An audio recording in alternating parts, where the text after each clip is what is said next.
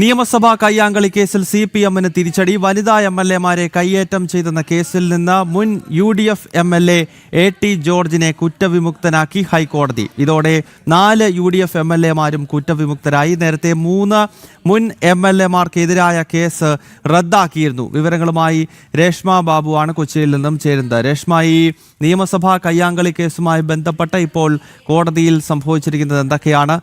CPM-നെ സംബന്ധിച്ചിടത്തോളം ഇത് എത്രത്തോളം വലിയ തിരിച്ചടിയാണ് കോടതിയുടെ ഈ വിധി പ്രസ്താവം?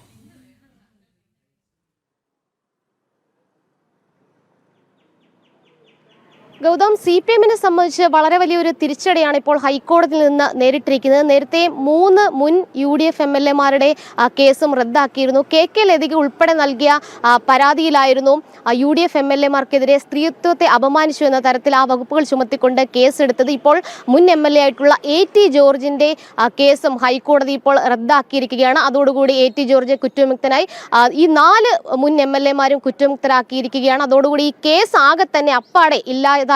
അതായത് വനിതാ MLA-മാരെ കയ്യേറ്റം ചെയ്തു എന്ന് പറയുന്ന കേസുകളാണ് ഇപ്പോൾ എല്ലാം റദ്ദാക്കപ്പെട്ടിരിക്കുന്നത്. നേരത്തെ 3 കേസുകൾ ഹൈക്കോടതി തന്നെ റദ്ദാക്കി. ഇപ്പോൾ AT ജോർജിന്റെ കേസും കൂടി ഒടുവിൽ റദ്ദാക്കിയതോടുകൂടി 4 MLA-മാരും മുൻ 4 MLA-മാരും കേസിൽ നിന്ന് കുറ്റമുക്തരാക്കപ്പെട്ടിരിക്കുകയാണ്. ഇനിയിപ്പോൾ നിയമസഭാ കയ്യാങ്കളി കേസ് മാത്രമായിട്ടാണ് നിലകൊള്ളുക. 2015-ലാണ് ഈ സംഭവങ്ങളൊക്കെ തന്നെ ഉണ്ടാകുന്നത്.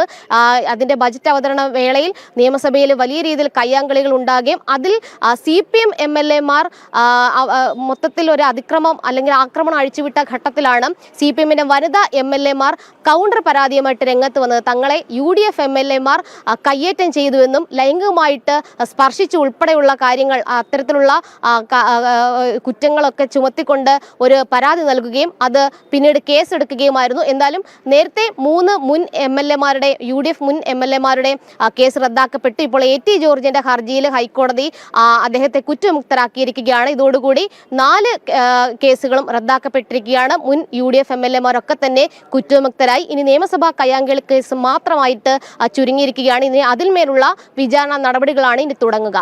ഗൗതം. ഓക്കെ.